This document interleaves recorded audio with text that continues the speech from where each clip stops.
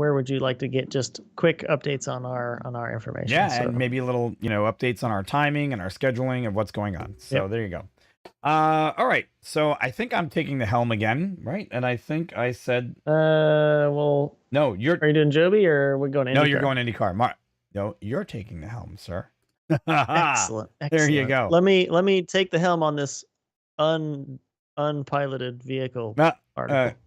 Okay, you can go there. Fine. Yeah, I ruined it. It's cool. Yeah, this next one comes to us from Mashable. I'm basically just reading the title here. These cars go 180 miles per hour and will race without drivers, and they're autonomous. So this is pretty cool. I did actually just run across this one earlier. I know stuff like this is going on, but this is something to bring to you guys now on the channel. Basically, this is a talk about the Indy Autonomous Challenge. This is something that's been going on. There's actually 5 rounds involved in this with the competitors, everything from simulations and computers. But then the last 2 events to culminate in an actual Indy light car basically being driven over at Indy Motor Speedway by computers, completely autonomous, with the intent that at the very end there'll be a race, and they'll all be out on the track together, and it'll be interesting. We'll see what happens.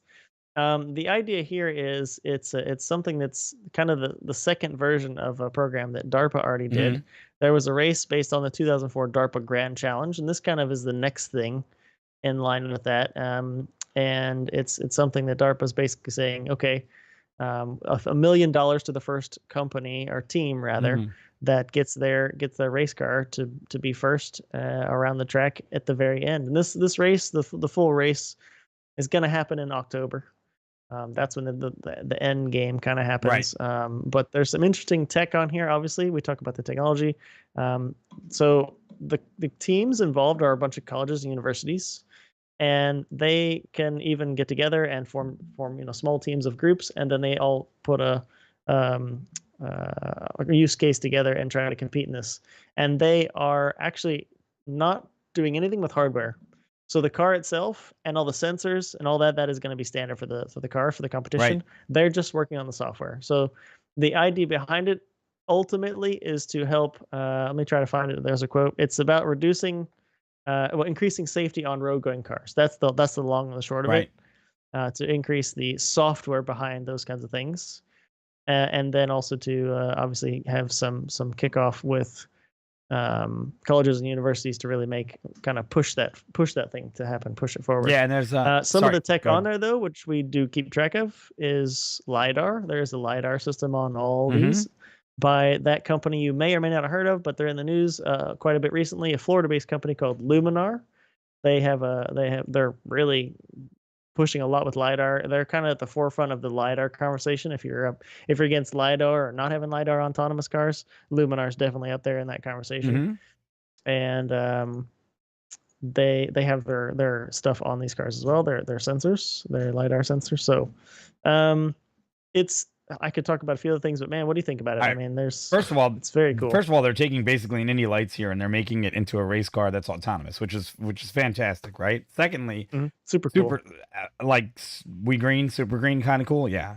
Super green, like really cool, yeah. That's number one. Number two, the timeline that they actually had for this, and I had it up on the screen before, and I'll bring it back here. This is the challenge timeline they had. This was November 5th. They started the registration. They had a hackathon. They had they presented the cars. They had a track day that they basically started to put together now. So this is June 30th was their first simulation race, and then now they're going to have a track day. So there's been stepping stones all along in the programming links of what they're getting to, right? Now, if you coincide this to what's going on with, say, like a company like Jet of Terror and Airworks and, high-speed automation challenges and VTOL aircraft, I'm sure that this is kind of a breeder system for some of those technologies, because it's really hard to get things to go fast and be autonomous at the same time, especially when they're in close proximity to each other and driving. Oh, yes. Okay. There's a lot more stuff to hit at that type of speed, and you have to work on adhesion, and it's got to go through a whole different arithmetic scale of what it's going to do. Because now the other part of this is the race car itself. Okay, the race car itself is very, very, very good at what it's going to do. And I say that because here's what it's going to have to do in order to be successful. Vehicle-to-vehicle communications, a perception system, and onboard computing, right? That's the first part of it. Then it has to have Amongst other things that it's going to be working with is a drive-by-wire chassis control system, vehicle dynamics, vehicle to infrastructure communications, powertrain design and integration, and there's more. Vehicle demonstration based on high precision GPS. So when these programmers were going in, that's a complex amount of systems to be watching at the same time, using a LiDAR system, figuring out where the other car is going to be, precision tracking on the track, knowing what's left of the engine is doing, as if does it have more speed to make a pass right now, or does it not have the speed? All that technical ability is going to be suddenly in a computer.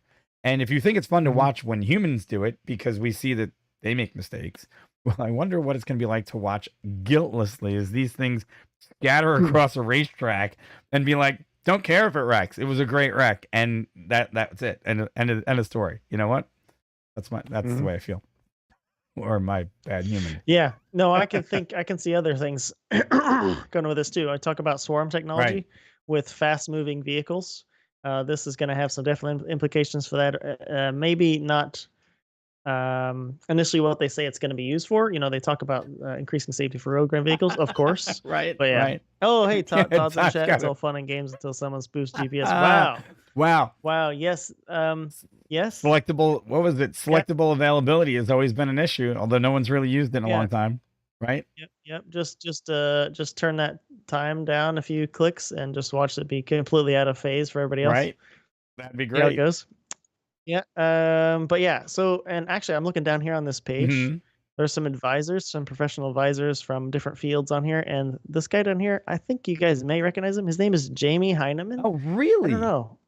Wait, maybe the guys you'd recognize him, but the good old Jamie Heineman, he's down here on the advisor team for this program. On the race car engineers. He's from Wait, what page? You guys are not familiar, so what page? That's kind of cool. What page is he on? If you go to IndyAutonomousChallenge.com, yeah, I'm there. And then /challenge, it's the about page. Oh, it's the about page. Okay, so I'd have to go at the bottom of the about. Bottom of the about page. Jamie Heineman, really? So that's kind of cool. Interesting. Yep. One of the MythBusters. Yeah, he's still doing stuff, but there you go. Yep, pretty cool. So yeah, I think that's something definitely for you guys to keep an eyeball on. The final race, I have it listed. What was it? 23rd? Was it the 23rd? Pretty sure. Is it 23rd of October? Was that what the date was? I think it was. No, 21st. No, wait. The qualifying. So wait, here we go. Well, there's a qualifying race on the 21st and 22nd. 23rd is the main race, and then the simulated race completely virtually, I guess. And so that's what so starting next month, teams will finally get to interact with the race vehicle with the preparations qualifying race on the 21st, 22nd. Right. So there you go. Hey, I mean, look, Todd is obviously very, very, very skilled in using some of this stuff. I know that. So if guys don't know, we know who Todd Newton is. He's actually one of the reps for Get Up There. So thanks for the comment. We appreciate it.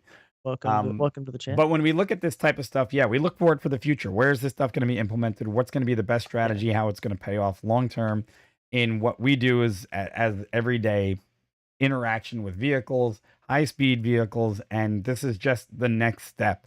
Because if you're going to build that super highway of the future and you want to have cars involved on it and you want to get them to go faster and utilize the speed that these cars are built to, because let's face it, it's really nice to have a Tesla Plaid, but there's no practical place for you to use a Tesla Plaid. There's no road that can handle 150, 170 mile an hour cars on a daily. So if autonomous cars can drive it faster than you can, I'm sure you'd want to use that feature. So, and it looks like Todd's got another comment. Seems like they are training to have mission computers with AI on the edge to learn how to drive versus Tesla pulling user data to teach the future cars how to drive and react. Okay. Great minds think alike. How do you train your neural network? Well, right. There's different ways. It's totally different. No, it does, and that's exactly what I'm alluding to. Right, that Tesla's a great car. It's really, really fast. Problem is, you can't be trained well enough to use it. Okay, you would have to spend hours upon hours upon hours going around a racetrack, learning the ins and outs of that vehicle. Corey can speak to this very much more than I can, so you can take the floor on what it actually takes to drive a vehicle at speed. Well, it takes obviously a keen sense of, motor skills, but also knowing how to detect limits. And there's a lot of actually physics involved in terms of stuff like how you can utilize your knowledge of aerodynamic grip, mechanical grip, But that comes into play with things like how the track conditions, all those kind of things kind of come into play. And so in a very, let's say, crude way of saying it, you have to kind of be your own computer in terms of finding, recognizing where the data that might affect you is, being kind of aware enough to know where that is, and then bring it in and then know how to interpret that and use that to your advantage to try to get as much out of the car and out of yourself as you can. All the while, there's other people on the track trying to do the same thing without, bumping into each other, because that's bad things happen when you bump in, especially open wheel cars. Yeah. Nobody wants that. There you go. But yeah, it's no real surprise. I mean, it's kind of, there's a quote in here as well, and the article talks about one of the guys saying, it's all fun and games at 65 miles an hour, but when you're trying to avoid stuff at 180, or in a swarm of vehicles, airborne, Yep. on the ground or in the air, going 180 or plus, while they're all automated, it's just as interesting. So yeah, that's pretty cool.